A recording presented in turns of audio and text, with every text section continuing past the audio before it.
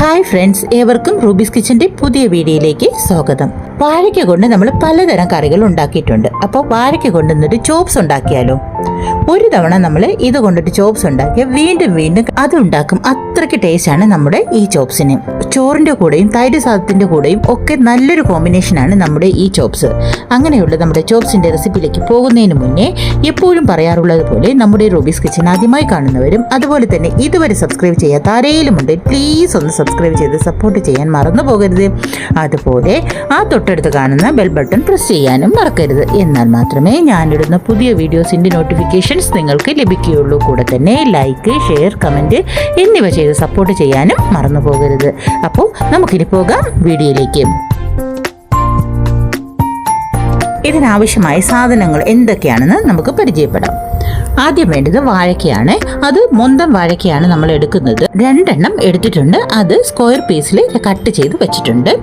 സവാള 1 എണ്ണം സ്ക്വയർ ടൈപ്പിൽ കട്ട് ചെയ്ത് വെച്ചിട്ടുണ്ട്. തക്കാളി 1 എണ്ണം കട്ട് ചെയ്ത് വെച്ചിട്ടുണ്ട്. ഇഞ്ചി വെളുത്തുള്ളി പേസ്റ്റ് 1 ടേബിൾ സ്പൂൺ. മല്ലിയില 2 ടേബിൾ സ്പൂൺ ചെറുതായി അരിഞ്ഞത്. അത് ഓപ്ഷണലാണ്, വേണമെങ്കിൽ ചേർത്താൽ മതിയാകും. ഇനി നമുക്കൊരു പാൻ എടുത്ത് അടുപ്പത്ത് വെച്ച് അതിലേക്ക് 1.5 ടേബിൾ സ്പൂൺ ഓയിൽ ഒഴിച്ചു കൊടുക്കാം. അതൊന്ന് ചൂടായി വരുമ്പോൾ അരിഞ്ഞു വെച്ചിരിക്കുന്ന വാഴയ്ക്ക ഇട്ട് ഒന്ന് വഴറ്റി കൊടുക്കാം. അതൊന്ന് പകുതി വേഗമായി വരുമ്പോൾ അതിനാവശ്യമായ ഉപ്പ്, മഞ്ഞൾപ്പൊടി 1/4 ടീസ്പൂൺ, മുളക് പൊടി 1/2 ടീസ്പൂൺ എന്നിവ ഇട്ട് കൊടുത്ത് നന്നായി യോജിപ്പിച്ചെടുക്കാം. ശേഷം മൂടി വെച്ച് ഒരു 5 മിനിറ്റ് വേവിച്ചെടുക്കാം. ഇതാ ഇപ്പോൾ നന്നായി വെന്ത് വന്നിട്ടുണ്ട്. ഇതിനെ നമുക്ക് ഒരു പാത്രത്തിലേക്ക് മാറ്റി വെക്കാം. എന്നിട്ട് ഇതേ പാനിൽ തന്നെ 1/2 ടീസ്പൂൺ ഓയിൽ ഒഴിച്ചു കൊടുക്കാം. അതൊന്ന് ചൂടായി വരുമ്പോൾ നമുക്ക് അരിഞ്ഞു വെച്ചിരിക്കുന്ന തക്കാളി, സവാള എന്നിവയിട്ട് ഒന്ന് വഴറ്റി കൊടുക്കാം. അതൊന്ന് വാടി വരുമ്പോഴത്തേക്ക് നമുക്ക് ഇഞ്ചി വെളുത്തുള്ളി പേസ്റ്റ് ചേർത്ത് ഒന്നുകൂടി നന്നായിട്ട് വഴറ്റിയെടുക്കാം. ഇനി ഇതിലേക്ക് 1 ടീസ്പൂൺ മുളക് പൊടി, 1/2 ടീസ്പൂൺ മല്ലിപ്പൊടി, 1/4 ടീസ്പൂൺ ഗരം മസാലപ്പൊടി എന്നിവ ചേർത്ത് നന്നായിട്ട് ഇളക്കി കൊടുക്കാം. പച്ചമണം മാറി വരുന്നത് വരെ വഴറ്റി കൊടുക്കാം. ഒന്ന് നന്നായിട്ട് വെന്ത് ഉടഞ്ഞു വരുന്ന പരുവാകുമ്പോൾ നമുക്ക് മാറ്റി വയ്ക്കാം. അതൊന്ന് തണുക്കണം. തണുത്തതിന് ശേഷം നമുക്കൊരു മിക്സിയുടെ ജാറിലിട്ട് അതിനെ നന്നായിട്ടൊന്ന് അരച്ചെടുക്കാം. അതായത് ഫൈൻ പേസ്റ്റ് പോലെ അരച്ചെടുക്കാം. ഇനി അടുത്ത പ്രോസസ്സ് എന്തെന്നാൽ, ഒരു പാൻ എടുത്ത് അടുപ്പത്ത് വെച്ച് അതിലേക്ക് 1.5 ടേബിൾ സ്പൂൺ ഓയിൽ ഒഴിച്ച് ഒന്ന് ചൂടാകുമ്പോൾ കടുക്, ജീരകം എന്നിവയിട്ട് ഒന്ന് പൊട്ടിക്കാം. ജീരകം 1/2 ടീസ്പൂണാണ് ഇട്ടിട്ടുള്ളത്.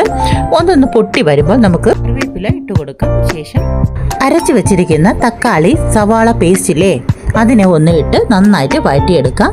എണ്ണ തെളിഞ്ഞ് വരുന്നത് വരെ നമുക്ക് നന്നായിട്ട് വഴറ്റിയെടുക്കുക. എണ്ണ തെളിഞ്ഞ് വരുന്ന സമയം ഈ വേവിച്ച് നമ്മൾ മാറ്റി വെച്ചിരിക്കുന്ന ഈ വാഴയ്ക്ക ഇട്ട് നന്നായിട്ട് മിക്സ് ചെയ്ത് കൊടുക്കാം. മസാലകളെല്ലാം വാഴയ്ക്കയിൽ നന്നായിട്ട് പിടിക്കുന്ന രീതിയിൽ നമുക്ക് യോജിപ്പിച്ചെടുക്കാം. ഒരു 2-3 മിനിറ്റ് നമുക്ക് ഇളക്കി കൊടുത്തുകൊണ്ടേയിരിക്കാം. ഇനി ലാസ്റ്റ് നമുക്ക് ഈ മല്ലിയില, അരിഞ്ഞു വെച്ചിരിക്കുന്ന മല്ലിയില കൂടി ഇട്ട് ഒന്ന് ഗാർണിഷ് ചെയ്തെടുക്കാം. നമ്മുടെ സൂപ്പർ ടേസ്റ്റിലുള്ള വാഴയ്ക്ക ചോപ്സ് റെഡിയായി കഴിഞ്ഞു.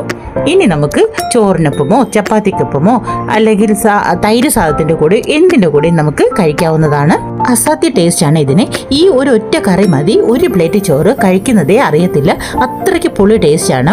അധികം എരിവ് ഇല്ലാത്തതിനാൽ കുട്ടികൾക്കും വളരെയധികം ഇഷ്ടപ്പെടും. പൊളിയല്ലേ നമ്മുടെ ഈ വാഴയ്ക്ക ചോപ്സ്. അപ്പം നമ്മുടെ ഈ വാഴയ്ക്ക ചോപ്സ് നിങ്ങൾക്ക് ഇഷ്ടമായിട്ടുണ്ടെങ്കിൽ ഒന്ന് അതിൻ്റെ ഫീഡ്ബാക്ക് ഒന്ന് കമൻറ്റ് രൂപത്തിൽ അറിയിക്കുക. നിങ്ങളുടെ ഫീഡ്ബാക്കാണ് ഞങ്ങൾക്ക് പ്രചോദനം. അതുപോലെ തന്നെ നിങ്ങൾക്കറിയാവുന്ന മറ്റുള്ളവരിലേക്ക് കൂടി ഒന്ന് ഷെയർ ചെയ്ത് ഞങ്ങളെ സപ്പോർട്ട് ചെയ്യാനും മറന്നു പോകരുത്. അപ്പോൾ മറ്റൊരു വീഡിയോയുമായി കാണാം. Thanks for watching.